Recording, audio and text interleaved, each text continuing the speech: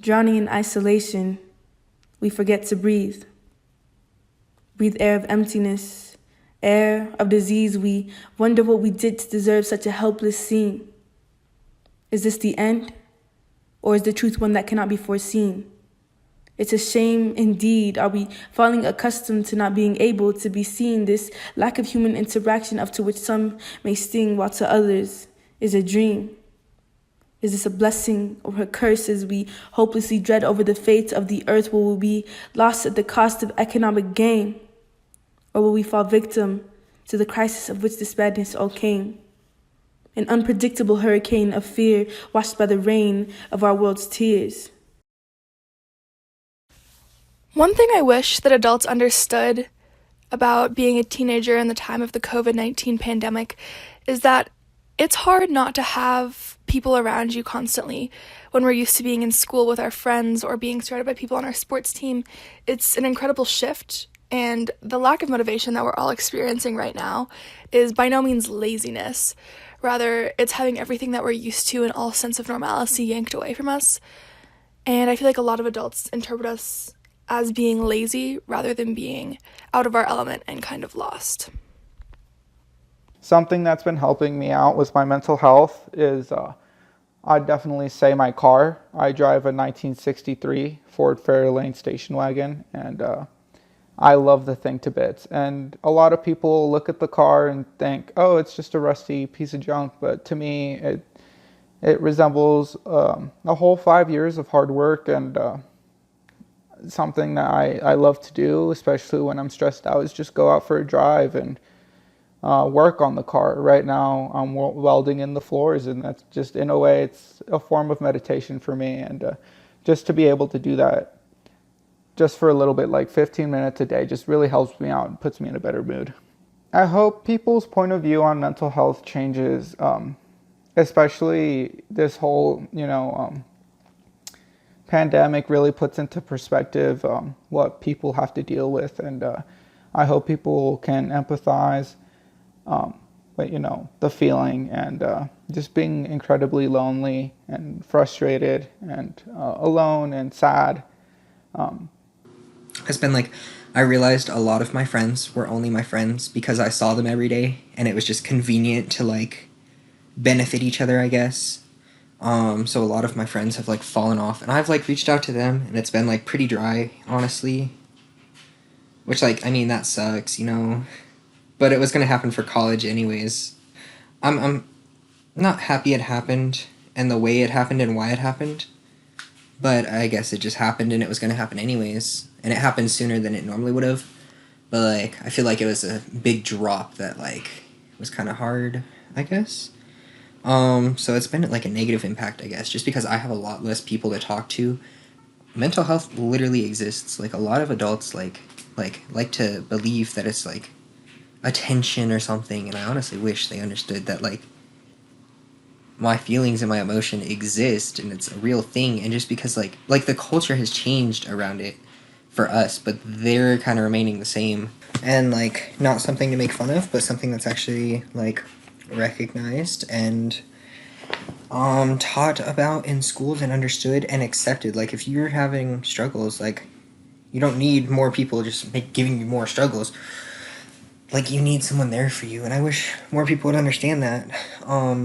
I wish mental health was more understood, I guess, because like there's so many people that like they struggle, and like most people don't even know about it because they're hiding it, because like mental health has like honestly struggled, like been a struggle for so many people. And I just think, like, I don't know, like, I really appreciate my friends for being able to be there for me, but not everyone has those friends. And I think over quarantine it's been especially hard for a lot of people who aren't sure of who their friends are and if they'll be able to like reconnect with them, or if they even want to reconnect with them. Like, I hope that in the future we try and address social media as less of... I know social media does a lot of damage to people's mental health, and it can really, really hurt you, and it can be really damaging. But I also know it can really help people. It can be, for some people, a place to vent if they have just a few close friends. It can be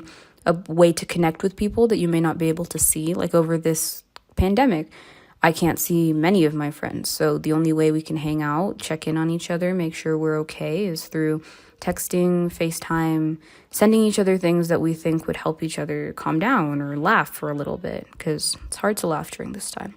So we try and help each other. And I wish that in the future we could see social media, or we could use social media to our advantage rather than letting it only be a disadvantage and then continuing to paint it as a disadvantage. I wanted to try and take it back kind of and use it as a way to help people and a way to promote mental health and a way to help people get the help they need if they need it. To be able to, maintain a lifestyle through something like this, or, be able to have a car. If they don't take public transportation, it's a, very safe way to get around as opposed to taking a bus or a train, if someone lives in a bigger city. And so I hope that soon after this, I hope that when people are talking about mental health, they're understanding that everybody's privilege levels are different, and that is a big, big factor of what could be sort of a symptom of a mental health problem, or even the cause of a mental health issue. And so I hope people become more aware, and I hope people also understand that making themselves and their care accessible is going to be very important. So this COVID-19, it's been crazy to say the least. Like, it's really odd. Like, nobody really saw this coming. Like, this is a pandemic. Like, it's so insane. And it's just like staying at home 24/7 for like weeks at a time, It starts to mess with your head a lot, because it's like, like the whole world is at a pause. Well, at least that's what it feels like, because it's like you can't go outside. And if you can, it's like for a short time, and you're really limited to places that you can go.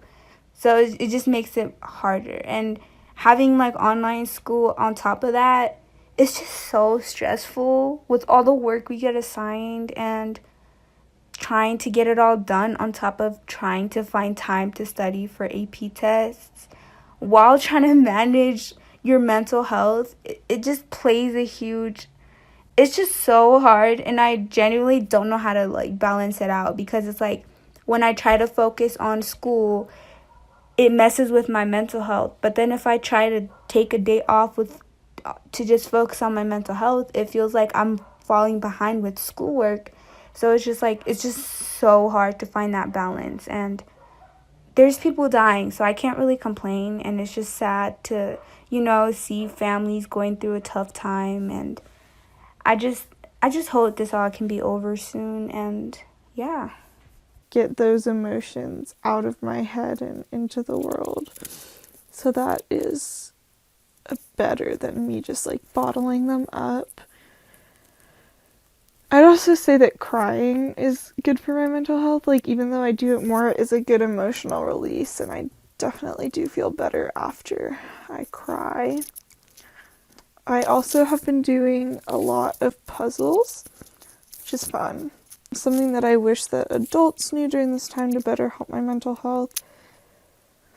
I guess just that this, like, isn't normal, because, like, people keep saying, like, oh, this isn't normal, this is unprecedented, blah, blah, blah. But then they expect us to, like, keep our same routines and have the same behaviors and, like, lose the same amount of weight and be exercising the same amount. The COVID-19 outbreak has greatly impacted the day-to-day lives for everyone. Personally, I had to come home early from college, and I left Denver because, as much as I love it, Denver is a painful reminder of my dad's suicide. Sometimes it's hard for me to be around the constant reminders of him, and it definitely impacts how I'm feeling.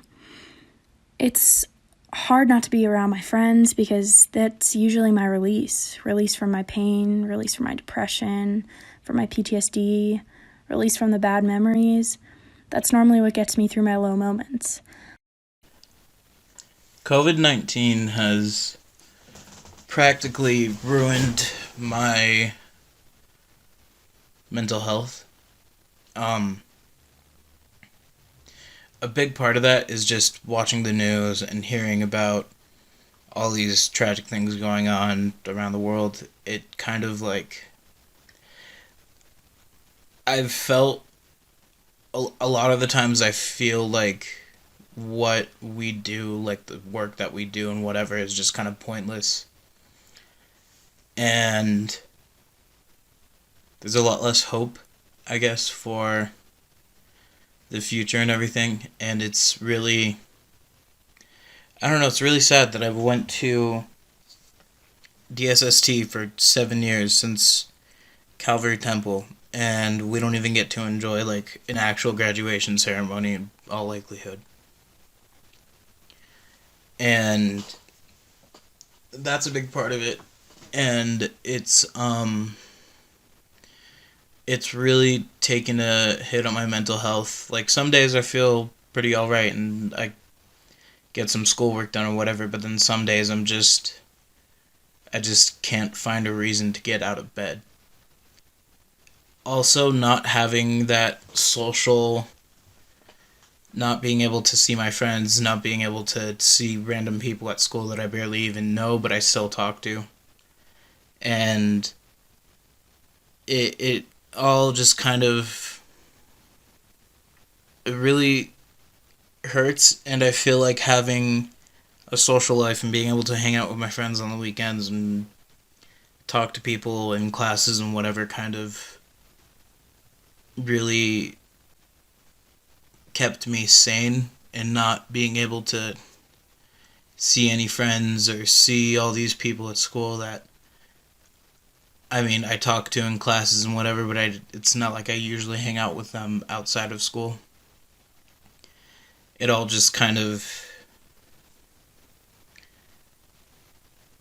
that combined with how the news is going and everything just kind of makes me feel, it makes it harder to get out of bed than usual, just because I feel like I have no real purpose. Something helpful to my mental health has been getting up early and like getting a cup of coffee and kind of trying to force through that I need to stay in bed. There's no reason to actually do anything. Just kind of trying to force myself to really make an effort. COVID-19 has impacted my life on a day-to-day basis through my loss of social skills and an increase in anxiety for the future as a whole. As the restrictions began to roll out and places started to close, I did not realize how it would affect me, and I did not realize how it affected me and still affects me to this day until the restrictions started to be slightly lifted. As an individual who is quite dependent on social situations and the comfort and joy of friends, I had soon realized that I had lost some of my ability to interact and function within society. When I was younger, I was never a very social kid and really struggled with getting out of my comfort zone. Throughout the beginning of high school and to now, I had been very proud of how far I had come and how my abilities in relation to social interaction and communicating as a whole had been improved significantly. Yet I did not realize how isolating at home and only being able to speak with others through text or video calls would have such a hard impact on how I spoke and interpret emotions, as if I had taken 2 steps forward and with the virus being present, I had taken 1 step back. With the virus canceling many things that I was looking forward to and gaining a constant fear of touching anything that was not mine, I soon began to fear what the future would hold and how time alone and your thoughts can really have an impact on the mind.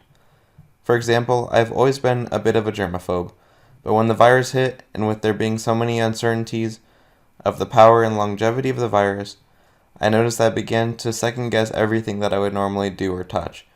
I struggle with the concept of how the COVID situation will affect my learning drive in school and how my dreams of applying and soon attending college will be affected. And not being able to enjoy things that people normally do may sound like it will have no effects. It most certainly does, yet the person that is experiencing these issues, I began staying in my room all the time and eating less since my normal daily cycle had been completely changed. At the time, I did not realize I was doing this until my parents had pointed it out to me. It was at this moment I realized that I had trapped myself inside my mind and rationalized many things that I would normally find to be unacceptable. Once my reality had been flipped, And once I made this realization, I found that many others were having similar experiences. In our society, many issues have been found in relation to speaking about mental health, as if it changes how you view a person for the worse if they acknowledge their struggles. Right before we went on quarantine, my uncle had been coughing a lot, but he didn't have it, thankfully. But my aunt did get it, and my other uncle, he got it too and died from it. I wasn't close to him, but it kind of affected my mom. She's a little shaken. So, everyone at our house, it's just kind of a weird vibe around here. I think that my day-to-day life, like I said before, has just changed entirely. School will be school. It'll always be there. And, I can always do it. I can say, you know what, teachers, I need a break. Everything is too much right now. Our new normal now is so different than what it used to be. My brother, he got so mad because he couldn't ride the bus. He loves the bus. And not being able to go to school, he cried and cried and cried for 3 weeks straight until he got, pretty used to it. Even now, he still misses school. But he was the hardest, my brother Ian. He has autism. And it was hard to adjust because we don't know how to teach him. The teachers that have gone to school for years know how to deal with him and teach him, but we only know what we know from being home with him. I pray these times bring unity. A unity that would have never been achieved due to the world's skewed ideologies that feed off of greed. Now, maybe one day we can reach the point that benefits all in need, despite of class, race, or anything in between, because we have now all seen the implications of this so-called COVID-19.